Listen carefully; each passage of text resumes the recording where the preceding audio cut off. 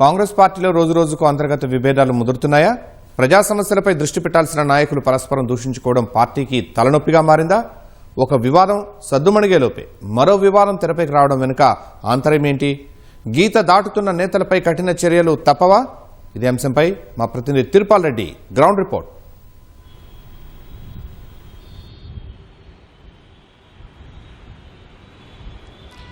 శర్మ, గత కొన్ని రోజులుగా తెలంగాణ రాష్ట్రంలో కాంగ్రెస్ పార్టీలో, అధికార కాంగ్రెస్ పార్టీలో వర్గ విభేదాలు, వ్యక్తిగత విభేదాలు పెద్ద ఎత్తున వ్యక్తమవుతున్నాయి.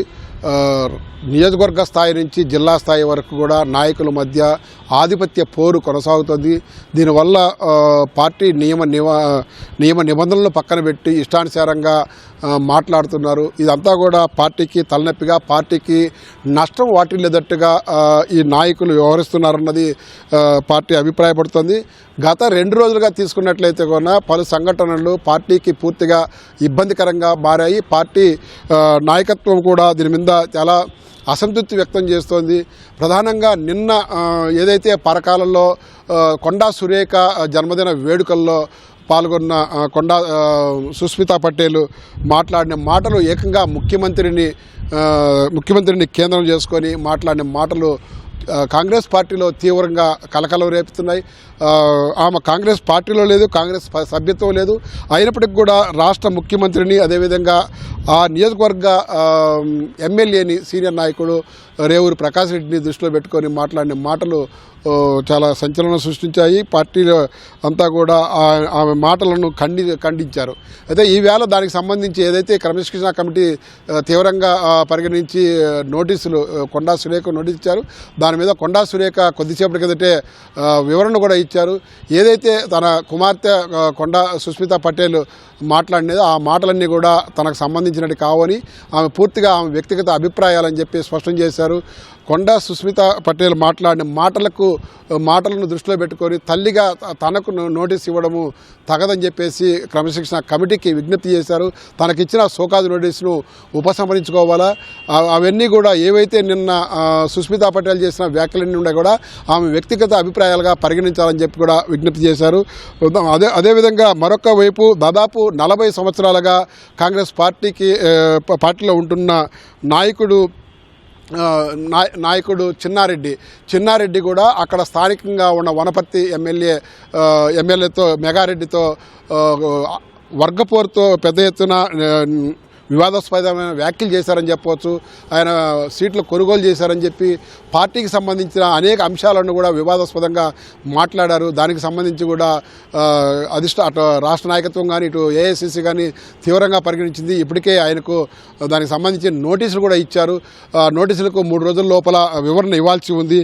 అదేవిధంగా ఎల్బీ నగర్ ఏరియాలో సీనియర్ నాయకుడు గత 20 సంవత్సరాలుగా పార్టీకి అనుబంధంగా పనిచేస్తున్న జక్కిడి ప్రభాకర్ రెడ్డి స్థానికంగా ఉన్న నాయకులను, బడుగు బలహీన వర్గాలను కులాల పేరుతో దూషించి వాళ్ళంతా అవమానపరిచారని చెప్పేసి కూడా పార్టీకి క్రమశిక్షణ కమిటీకి ఫిర్యాదు అందడంతో ఆ ఫిర్యాదు పూర్తిగా దానికి సంబంధించిన వివరాలను తెప్పించుకొని విచారించిన తర్వాత అవన్నీ కూడా వాస్తవం అని చెప్పి తేల్చిన కమిటీ ఆయనను కాంగ్రెస్ పార్టీ నుంచి సస్పెండ్ చేశారు. అయితే కొందరు కుట్రపూరితంగా తన మీద కావాలనే ఎప్పుడో మాట్లాడిన వీడియోలు, ఆడియోలు తీసుకొచ్చి క్రమశిక్షణ కమిటీకి ఇచ్చి తనను సస్పెండ్ చేశారని అని చెప్పి కొద్దిసేపటి కిందటే గాంధీ భవన్కి వచ్చి గాంధీ భవన్లో తన అనుచరులతో ఆందోళన దిగారు. సేవ్ ఎల్బీ నగర్ కాంగ్రెస్ అని చెప్పేసి పెద్ద ఎత్తున నినాదాలు చేస్తూ ఆందోళన చేశారు. తనను అక్రమంగా, అనవసరంగా తనను కుట్రపూరితంగానే తనను పార్టీ నుంచి సస్పెండ్ చేశారని చెప్పేసి ఆరోపించారు. ఇది ఇలా ఉండగా మునుగోడు ఎమ్మెల్యే కోమటిరెడ్డి రాజగోపాల్ రెడ్డి గత కొంతకాలంగా అటు పార్టీకి సంబంధించి చేస్తున్న వ్యాఖ్యలు కొంత ఇబ్బందికరంగా ఉన్నాయి. వాటికి సంబంధించి ఇప్పటికే పిసిసి కూడా తీవ్రంగా పరిగణించింది. అదేవిధంగా కోమటిరెడ్డి రాజగోపాల్ రెడ్డికి సంబంధించిన అంశాలన్నింటినీ కూడా ఏఐసిసికి నివేదించినట్టుగా పిసిసి అధ్యక్షుడు మహేష్ కుమార్ గౌడ్ చెప్తున్నారు. అదేవిధంగా ఆదిలాబాద్లో ఏదైతే ఈ మధ్యకాలంలో జిల్లా స్థాయిలో పొలిటికల్ అఫైర్స్ కమిటీ సమావేశాలు నిర్వహిస్తూ వచ్చారు. ఆదిలాబాద్లో జరిగిన జిల్లా స్థాయి పిఎస్సి మీటింగ్లో ఏకంగా ఏఐసిసి పర్యవేక్షకులు, ఏఐసిసి కార్యదర్శి ఉండగానే, అదేవిధంగా జిల్లా ఇన్ఛార్జి మంత్రి జూపల్లి కృష్ణారావు ఉండగానే వాళ్ళ ఎదుటినే అక్కడున్న శ్రీనివాసరెడ్డి పార్టీకి వ్యతిరేకంగా పార్టీ నిబంధనలను పక్కన పెట్టేసి ఇష్టానుసారంగా వ్యవహరించారు. దానికి సంబంధించి కూడా పిసిసి క్రమశిక్షణ కమిటీ ఇప్పటికే వివరాలన్నీ సేకరించి ఆయన షోకాజ్ నోటీస్ ఇచ్చారు. వారం రోజుల లోపల వివరణ ఇవ్వాలని చెప్పి కూడా కోరినారు. అదేవిధంగా ఇటీవల కాంగ్రెస్ పార్టీలోకి వచ్చిన బీఆర్ఎస్ నాయకులు, అంటే బీఆర్ఎస్ ఎమ్మెల్యేలు కొంతమంది వివాదాస్పద వ్యాఖ్యలు చేస్తున్నారు. ఇటీవల పోచారం శ్రీనివాసరెడ్డి చేసిన వ్యాఖ్యలు పార్టీకి నష్టం కలిగించేట్టుగా ఉన్నాయని చెప్పేసి కాంగ్రెస్ పార్టీ భావిస్తున్నప్పటికి కూడా ఆయన పైన ఎలాంటి చర్య తీసుకునేందుకు అవకాశం లేదని చెప్పి ఒక ఆందోళన వ్యక్తమవుతోంది. అదేవిధంగా ఏదైతే 10 మంది ఎమ్మెల్యేలు కాంగ్రెస్ పార్టీలో చేరారో ఆ నియోజకవర్గాలన్నీ కూడా వర్గ విభేదాలతో పెద్ద ఎత్తున చెలరేగిపోతున్నాయి. అక్కడంతా ఆధిపత్య పోరు.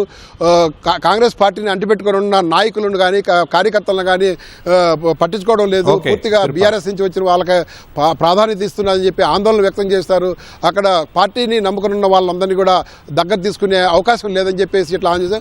అంటే రోజుకు పెరిగిపోతున్న వర్గ విభేదాలు, అదేవిధంగా ఈ వ్యక్తిగత ఆధిపత్య పోరు పెరుగుతుండడంతో ఇటు రాష్ట్ర స్థాయి నాయకత్వం, అటు ఏఐసిసి కూడా పెద్ద ఎత్తున ఆందోళన వ్యక్తం చేసింది. దీని సమస్య పరిష్కరించేదానికి పిసిసి కమిటీ ఒక నిర్ణయం తీసుకునింది.